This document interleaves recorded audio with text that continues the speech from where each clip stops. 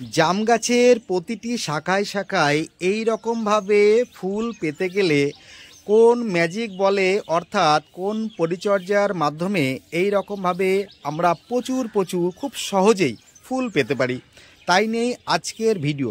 আমি সঙ্গে রয়েছি বিশ্বজিৎ, আর আপনারা দেখছেন আপনাদের প্রিয় চ্যানেল বিপ্রো গার্ডেন। আমার এই গাছটি থাই ভ্যারাইটির সাদা জাম গাছ। দেখুন প্রত্যেকটি শাখাতে কিভাবে ফুল এসছে। আপনাদের গাছেও আশা করি হয়তো ফুল পেয়ে গেছেন।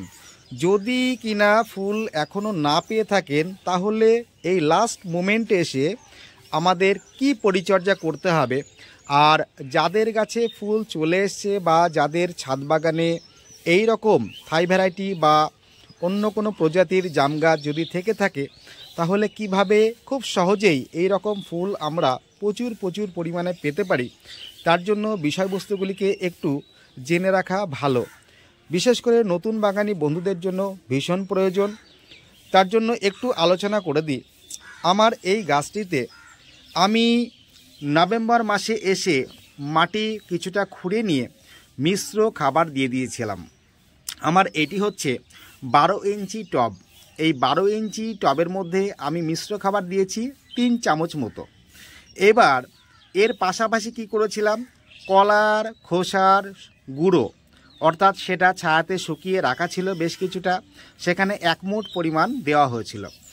এই খাবারটি দেওয়ার পরে ডিসেম্বর মাসে এসে আমাকে যে কাজটি করতে হয়েছে, 1 লিটার জলের মধ্যে আমি ডিএপি সার আর 10-26-26 এনপিকে আমি 2 গ্রাম করে মোট 2-4 গ্রাম ভিজিয়ে রেখেছিলাম 1 লিটার জলে 2 দিন।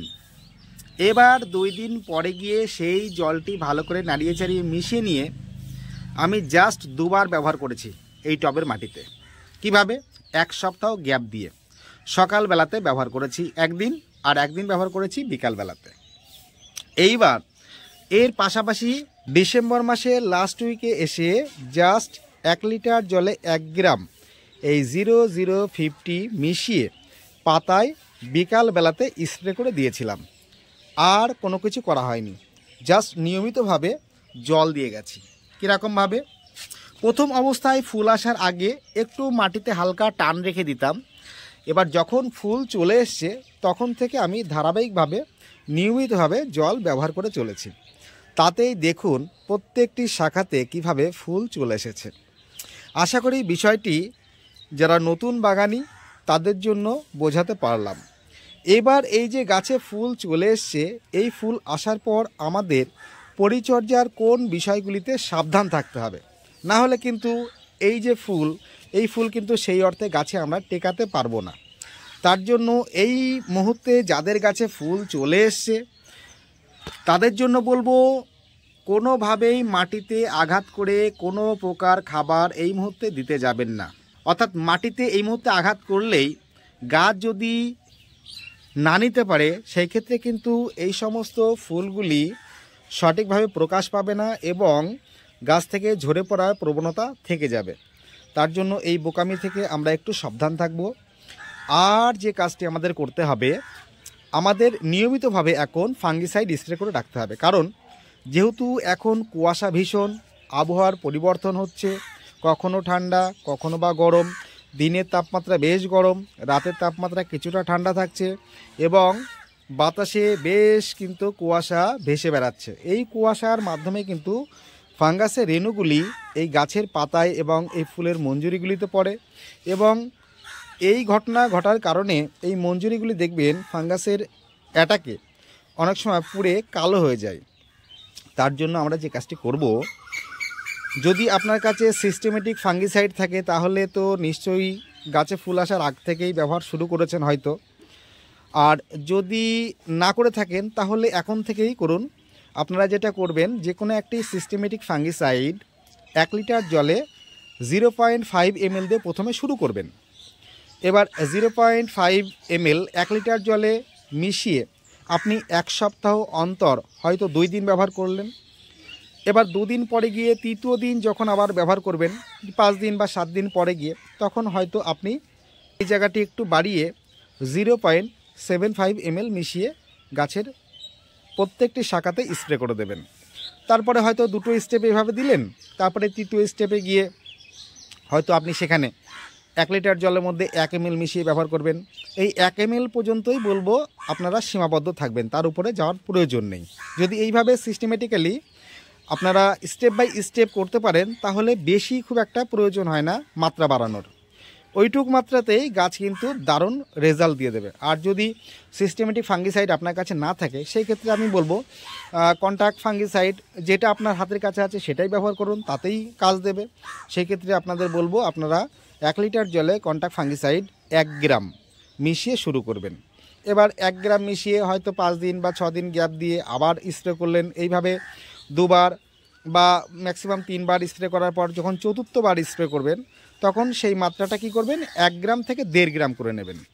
1.5 গ্রাম করে হয়তো আপনি আরও 2 বার গাছের পাতায় বা এই সমস্ত প্রতিটি শাখায় শাখায় ফুলে স্প্রে করে দিলেন বিকালবেলাতে। এইভাবে যদি 1.5 গ্রাম মিশিয়ে 2 বার স্প্রে করার পর পুনরায় যখন আবার স্প্রে করবেন তখন আপনি 2 গ্রাম মিশিয়ে নেবেন।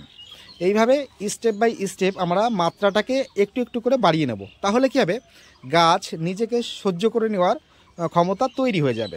সেই ক্ষেত্রে গাছের এই সমস্ত যে ফুলগুলি, এই ফুলগুলি কালো হয়ে পুড়বে না এবং ঝরে পড়ার প্রবণতা অনেক কমে যাবে এবং গাছও সুস্থ স্বাভাবিক থাকবে। এবার আসি যাদের গাছে ফুল এখনও পর্যন্ত আসেনি তারা কি করবেন। আপনাদের জন্য বলবো, যদি আপনাদের কাছে কোনো প্রকার এরকম মঞ্জুরির শাখা নজরে না পড়ে তাহলে এই মুহূর্তেই আপনারা 1 লিটার জলের মধ্যে 2 গ্রাম এনপিকে 10-26-26 আর ডিএপি সার 2 গ্রাম করে 1 লিটার জলের মধ্যে ভিজিয়ে রাখুন। ভিজিয়ে রেখে সেই জলটিকে আপনারা মাটিতে দিন। আর যদি আপনার কাছে 0050 থাকে তাহলে আপনাদের বলবো অবশ্যই গাছে ফুল না আসলে এখনই আপনারা পাতায় স্প্রে করে দিন। তাহলে মোটামুটি ফেব্রুয়ারি মাসের লাস্ট উইকের মধ্যে আশা করি গাছে মঞ্জুরি পেয়ে যাবেন।